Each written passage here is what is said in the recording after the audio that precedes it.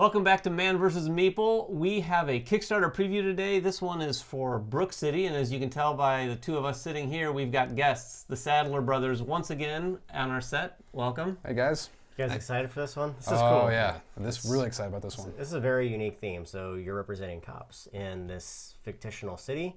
The great thing about this game is that it plays over a variety of different scenarios or cases that you're trying to solve cooperatively. So it's a 1 to 4 player game. Yes, 1 to 4 players. So it's soloable and cooperative game. So what's the inspiration for this one?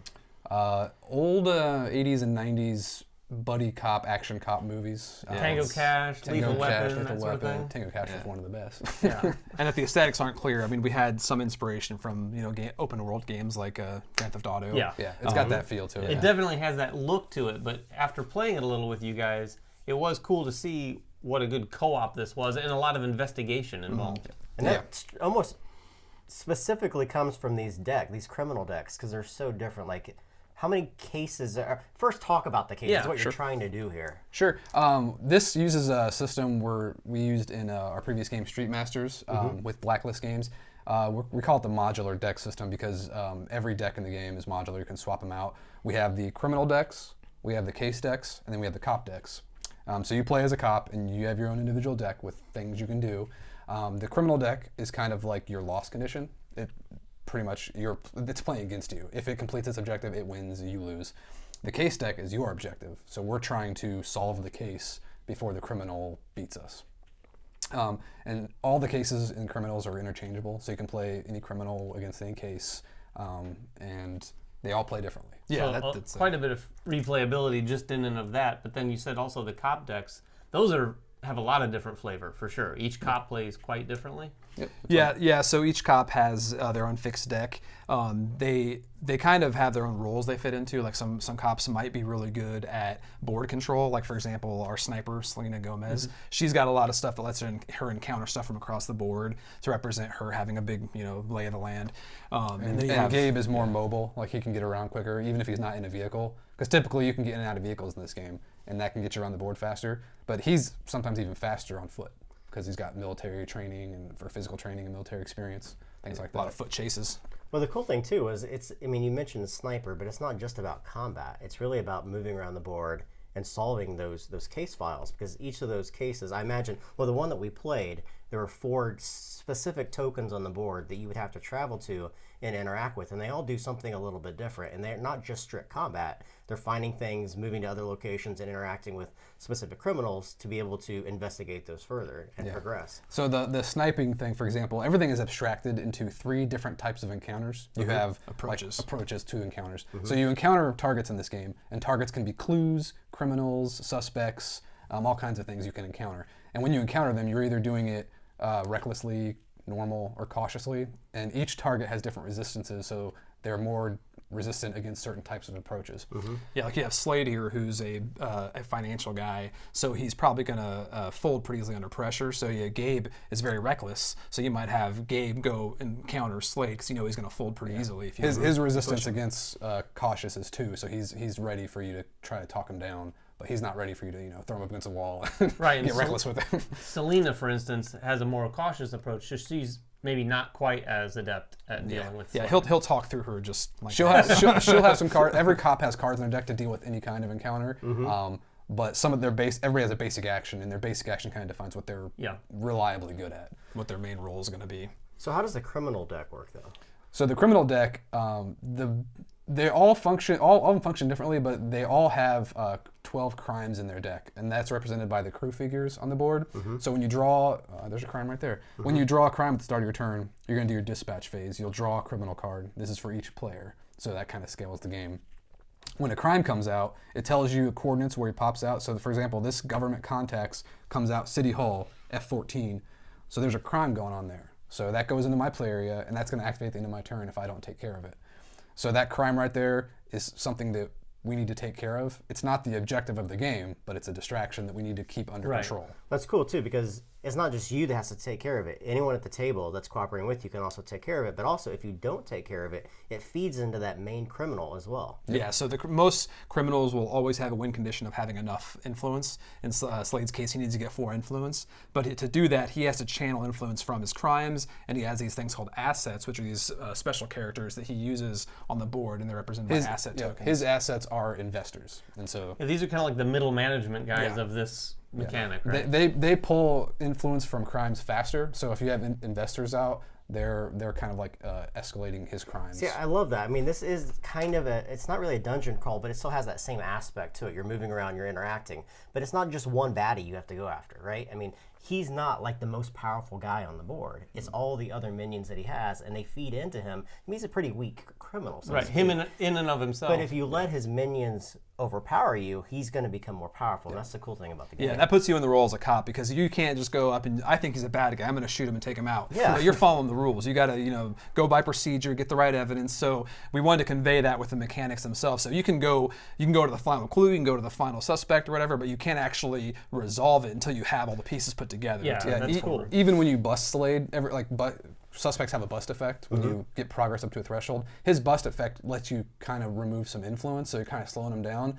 So that just represents if you're in his business, you're messing with. He can't work as productively as he wants because the cops are sniffing around. So it's kind of you're not really stopping him. Yeah, you're not ending the game, Yeah, right? You still have to follow the case and then finish your But case. if you're doing that, you're pretty much wasting your time because if this case deck runs out for this case in particular, you lose the game. So That's you're cool. timed. That's so. cool. It's like you have to release him because you don't have enough evidence on him, right? Right. That's a cool aspect. So what other cases and criminal decks are going to be in the game? Like, what other ideas have you guys floated about? So we have a few of the criminals in the base game. We have another suspect called Gus Ferguson, and he has like a drug operation, and he has his own vehicle, like his own little Jeep, His own sculpt and everything. Yeah, and he's driving around back and forth between his his pickups and drop-offs, and his criminals are actually his crimes going on are drug dealers, and if they have enough influence, he goes and picks it up and takes it back, so he can pick up influence from his crimes. cool. But So he's a lot more mobile. His car is double-sided though. One side's active, so he can be in it driving around. But if you bust him, you flip it over, it's impounded. So he loses a So few you can take turns. his car and he's running around on foot, and he's trying to get his car back. He will function differently. And then the other criminal in the base game is Mickey Scott. Yeah. And he's actually like He's the rock star. Yeah, He's got this big like cult following of all these gangsters, these bikers and stuff. So he'll play. He's on his suspect card. He's not on the board, but when he plays a gig, he'll move to a random location, which is determined by the lead deck. So he's playing a show, and if you can go there and interact with him and try to get rid of some of his influence, but the longer he's there at his show, he's going to keep getting influence. So he's got a lot of like pop in and pop out effects. But his criminals, they're called Valkyries. They're like these biker chicks with switchblades. So they're pretty rough. You mentioned a couple things just now, one of which was the leads deck, which I thought was kind of an interesting, yet another kind of distraction, if you will, but something that can be beneficial. It's going to generate a lead token. There's always going to be just one lead active. Yep. It's going to put a lead token on the board that you can go and basically interact with, pick up that lead. These are Carrots. Cards that allow you to sort of enhance your turn or break some rules. But they can also be integral to the criminal deck as well. So, and cases also. There are many cases where you can't progress the case unless you encounter the lead. Like there's a clue out, but there's not on the board. It's actually you have to go to the lead to encounter the lead, and then that kind of progresses the case. And the lead, after you encounter it, a new active lead pops up in a random location, so it can jump into the other side of the city. And those leads give you special abilities. Yeah, basically. you get the lead card anytime, any case, even if it's not using the lead deck. You can always go to the lead token and discard a hunch. Hunch is like your currency in this game. Yeah. And you just grab the active lead, and it's kind of like a special ability card that you control. And for example, it might give you a bonus die to an encounter. It might like let you remove influence off of a crime. And another way it's used too is some suspects will attack you. Like there's one of our expansions that's launched in the Kickstarter called Delta Keys. There's this Russian oligarch type syndicate agent guy, and he is all about blackmailing. So he's going to blackmail you if you don't have a lead. So you have to go out there and get the lead so you have the information he's trying to pin on you. And if you don't have that, you'll keep taking stress. And if you get too much stress, you're fired and you lose. So you mentioned hunches as a currency in the game. So we encountered using hunches in a number of different ways. You just mentioned getting a lead. You can discard a hunch. You're going to use hunches generally, though, to sort of enhance your dice rolls or mitigate the dice. Yes. To some degree. So this game does use dice. It is not like typical, pass or fail type thing. You're going to encounter things, and you're rolling dice to do it. And all the sides have either successes or hunches. There's also critical successes, which explode, let you roll more, because that's always fun. But hunches, if you have a hunch, you can spend it to make it a success. And if you don't have any hunches, at the end of the encounter, you actually count up all the hunches you rolled, and you gain those. Yeah. And you can also do an action on your turn to just get a hunch. It's a slower way to get them. But hunches, and also different cop cards might give you hunches, pass them around more. But they have a default effect by helping your dice rolls be successful, but they are a really good currency for a lot of the case effects because you have to have hunches. This case, for example, all these clues are out because this is the slain diplomat case. There was been a murder, and this is the suspect that did it. There's all these clues out in the city that you need to gather. But you need to put hunches on these cards to make it encounter them. Yeah, to encounter them. Make it and there's easier. certain things that trigger that allow you to put a hunch on one of the clues down there. Yes. Talk about just like, for those who have seen what we're talking about so far, they don't know the basic gameplay. Like, there's 3 basic things you do on your turn. Talk about like what a turn structure looks like. Sure. On your turn, the first thing you're gonna do is your dispatch phase, where you draw a criminal card. So you might have more crimes coming out every turn. Refresh all of your cards. And any cards that are exhausted, you'll refresh those. And then you have your action phase. During your act phase, you can, in any order you want, you can move your cop, you can do an action, and you can play a card. Actions are the more diverse choice because you can do all kinds of things. You can move again if you want. You can get a hunch. You have your basic action on your ID card. Any card that says action, you can resolve that. Like for example, your starting police cruiser has an action that lets you get around the city quicker. And then there's also an interact option. Interact is like action, but you have to be adjacent to the target you're interacting with. That's anywhere around that. Yes. That figure. So for example, one of the clues here is a witness to this murder, and he has an interact effect, so you have to actually be next to him to talk to him. Right. And again, a lot of those things tie into having hunch on them. So some of those cases you can't actually do anything with them until you interact with other people, and it's kind of like a flow. Yeah. So if you go bust a crime, you can put a hunch on Buckles because as you busted that crime, you heard a tip off that, there's a witness at the hotel. Let's go check that out. A good way to think about it is like a video game. If you're playing a game where you've played it before, so you know there's an important character walking around, but there's no question mark above his head yet because you haven't done the right thing in the game. So the hunches represent that. You have to put the hunches on the card to go interact with it. That's a good way of putting it, for sure. So what are the different ways that you can win or lose? So the wins and losses are broken up by the deck. So the criminals will typically be your loss condition, and the cases will be your win condition. Although cases sometimes have timers, so there's a backup loss condition, so the game just doesn't go on forever. And one of the default loss conditions is getting fired. So all cops have a stress value they can take. Stress represents anything that happens to you that's either like physical injuries or just psychological things. You're taking stress. So if you get fired, everybody loses because you have to be a team to solve the case. So. And they have a threshold, and that's tokens that you're going to be putting on your guy. Yep. And there's ways to get rid of those as well. Yeah, we also have various modular elements you'll see throughout the Kickstarter campaign that socket new mechanics into the game, and those often introduce new loss conditions or sometimes maybe a win condition, but most often loss conditions. Yeah, every optional rule in the game, we have rivals and allies. If you're familiar with Street Masters, anything that comes into the game usually just adjusts the difficulty, either makes it easier or harder depending on whatever you want. Yeah, how does the game scale for 1 to 4 players? How's that typically done with the cards? So mostly it's because your turn sequence, you're only pulling out 1 criminal card per player. That's one way to scale it. But also some of the fixtures in the game, like the suspect or the cards that start in play, they'll have a threshold of progress value per player. So this clue right here is 3p. So if I'm playing solo, I just need to make 3 progress on that and I grab it. If we're playing, it's gonna be 6 progress and so on. It's just a multiplier times those progress tokens. Interesting. How long does the games usually take from the starting, which is what we have in front of us, to some of the longer campaigns? It definitely depends. Obviously, it changes for the player count. Like more players are going to add more time, but I would say roughly 45 minutes to 2 hours max. It's almost like 45 minutes solo, and per player you might add 20 to 30 more minutes, depending on experience level and everything. But the more players you have, obviously, the more card interactions are going to be going on. But since it's capped at 4 players, it doesn't extend too much. I think when we got the demo kit, Brady and I played through it and beat it in probably an hour. Probably a little bit over an hour, probably. Yeah. So one thing we haven't talked about, we've talked about the mechanics a lot, but the pieces and components you have out here and the influence of Grand Theft Auto on how all of that works. Because, I mean, just some of the little things that we learned when we played, just jumping in and out of your car. If your car's not there, you can go out into the street and commandeer a car where you're taking a card off the draw pile and just taking whatever car that is, or a motorcycle, or a yacht in the river. I mean, it has a lot of that sort of fun aspect. Is that where you were pulling from the games like definitely. that the most? That was kind of like the first inspiration of the idea. It's just like there's been various ways we tried to work on a game where you can get into and out of vehicles. Because one of my favorite aspects in a lot of video games is I always loved games like Blaster Master back in the day, where you had this tank you're driving around, but you could hop out on foot and do stuff. That really spoke to me. And then, of course, GTA continued that. So I really wanted to make that into a board game where you could like hop into a vehicle and still flawlessly have the same game experience, whether you're on foot or in a vehicle.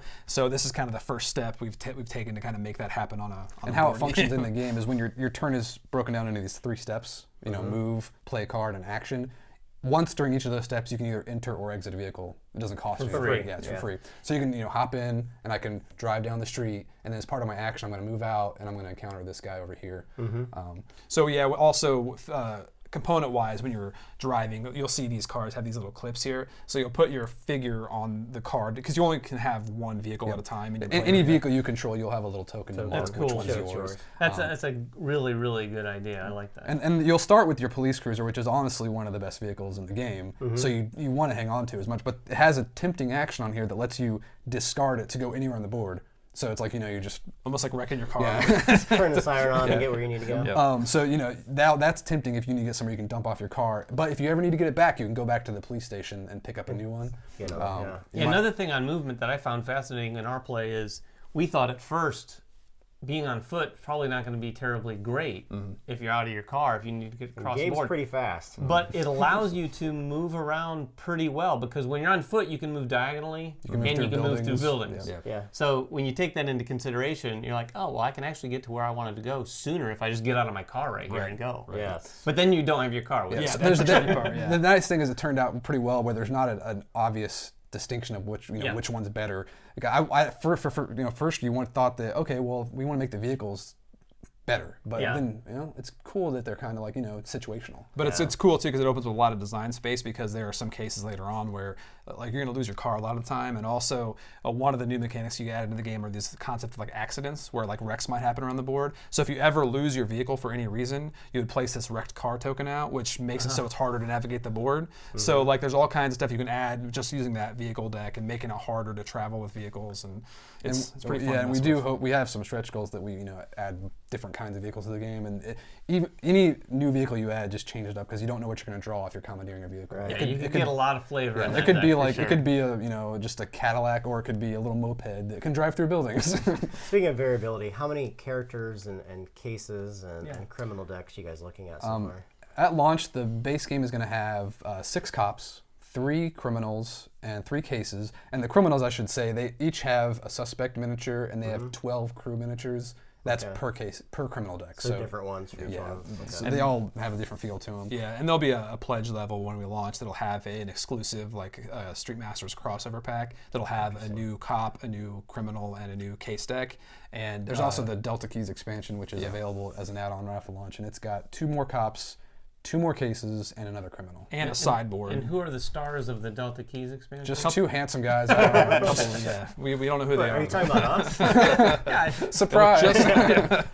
Well, guys, thanks for stopping by again. This looks awesome. We had a blast playing it. Absolute blast. Yeah, it was fun watching you guys, man. If you guys have any questions about it, make them in the comments below. We're going to make these guys answer them for you. Hopefully. Subscribe to us, follow us on Twitter. Thanks again, guys.